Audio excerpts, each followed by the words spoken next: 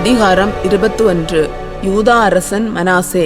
மனாசே அரசனான போது அவனுக்கு வயது 12.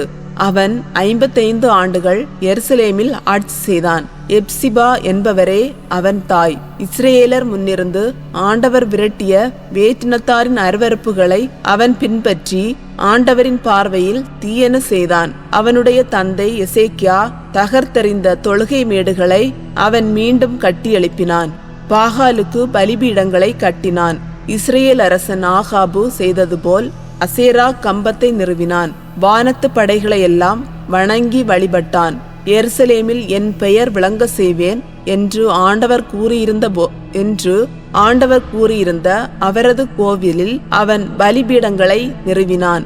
ஆண்டவரின் இல்லத்தின் இரு முற்றங்களிலும் வானத்து படைகளுக்கெல்லாம் அவன் பலிபீடங்களை கட்டினான். மேலும் அவன் தன் மகனை நெருப்பில் பலியாக்கினான். குறி கேட்பதிலும் சகுனம் பார்ப்பதிலும் நம்பிக்கை கொண்டு குறி கூறுபவர்களோடும் சகுனம் பார்ப்பவர்களோடும் தொடர்பு கொண்டு ஆண்டவரின் பார்வையில் தீயென புரிந்து அவருக்கு சினம் மூட்டினான். மேலும் அவன் அசேராவின் செதுக்கிய சிலையை ஆண்டவரின் இல்லத்தில் நிறுவினான். இவ்விடத்தை பற்றி ஆண்டவர் தாவீதிடமும் அவருடைய மகன் சாலமோனிடமும் இக்கோவிலிலும் இஸ்ரேலின் எல்லா குலங்களிலிருந்தும் நான் தேர்ந்து கொண்ட எருசலேமிலும் எனது பெயரை என்றென்றும் விளங்க செய்வேன். நான் இஸ்ரேலருக்கு கட்டளையிட்ட யாவற்றையும் அவர்கள் பின்பற்றி என் அடியான் மோசே அவர்களுக்கு அளித்த சட்டம் முழுவதையும் கடைபிடித்து வந்தால் அவர்களை நான் இனி அவர்களுடைய மூதாதையருக்கு அளித்த நாட்டிலிருந்து அலைய விடமாட்டேன் என்று கூறியிருந்தார். ஆனால் அவர்கள் அதற்கு செவி கொடுக்கவில்லை. மனாசே அவர்களை வழிதவறி நடக்க செய்தான். அதனால் இஸ்ரேலர் தம் முன்னிலையில் ஆண்டவர் அளித்த வேற்றினத்தார் செய்வதை விட மிகுதியாக தீயன செய்தனர். ஆண்டவர் தம் அடியார்களான இறைவாக்கினர் மூலம் சொன்னதாவது: யூதாவின் அரசன் மனாசே அருவருப்பான வழக்கங்களில் ஈடுபட்டு தனக்கு முன்னிருந்த எமோரியர் செய்தவற்றை விட மிகுதியாக தீயன செய்தான். தான் செய்த சிலைகளை வழிபட செய்து யூதாவை பெரும் பாவத்திற்கு உள்ளாக்கினான். எனவே இஸ்ரேலின் கடவுளாகிய ஆண்டவர் இவ்வாறு கூறுகிறார்: இதோ, நான் எருசலேமின் மேலும் யூதாவின் மேலும் கேட்கும் ஒவ்வொருவருடைய இரு காதுகளும் அதிரும் அளவுக்கு கேடு வர செய்வேன். சமாரியாவுக்கு எதிராக நான் பிடித்த அளவு நூலையும் ஆகாபின் வீட்டிற்கு எதிராக நான் பிடித்த தூக்கு நூலையும் எருசலேமுக்கு எதிராக பிடிப்பேன். ஒருவர் உள்ளம் புறமும் தட்டினை துடைத்து தூய்மையாக்குவது போல நானும் எருசலேமை துடைத்து தூய்மையாக்குவேன். எனவே எனது உரிமை சொத்தில் எஞ்சியிருப்போரை கைவிட்டு அவர்களுடைய பகைவரிடம் அவர்களை ஒப்படைப்பேன். அப்போது அவர்கள் எதிரிகளுக்கெல்லாம் இரையாகவும் கொள்ளை பொருளாகவும் இருப்பார்கள். ஏனெனில் அவர்களுடைய மூதாதையர் எகிப்திலிருந்து வெளிவந்த நாள் முதல் இன்று வரை அவர்கள் இடைவிடாமல் என் பார்வையில் தீயன செய்து எனக்கு சினமூட்டியுள்ளார்கள்.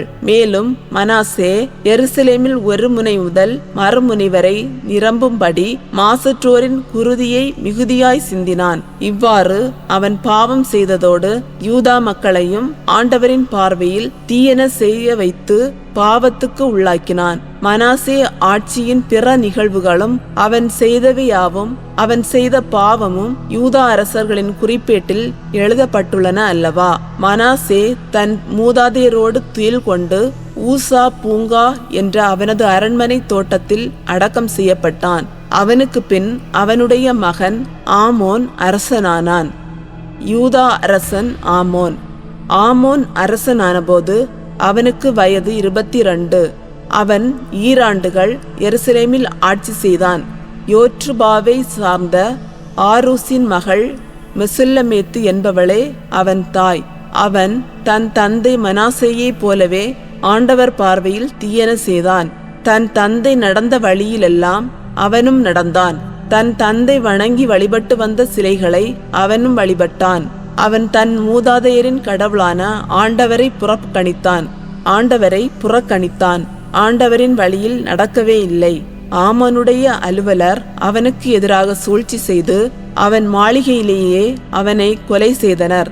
ஆனால் நாட்டு மக்கள் தங்கள் அரசன் ஆமோனுக்கு எதிராய் சூழ்ச்சி செய்தவர்களையெல்லாம் கொன்றுவிட்டு அவனுடைய மகன் யோசியாவை அவனுக்கு பதிலாக அரசராக்கினார்கள். ஆமோனின் பிற செயல்கள் யூதா அரசர்களின் குறிப்பேட்டில் எழுதப்பட்டுள்ளன அல்லவா? ஊசா பூங்காவில் இருந்த அவனது கல்லறையில் அவனை அடக்கம் செய்தனர். அவனுடைய மகன் யோசியா அவனுக்கு பதிலாக அரசரானார்.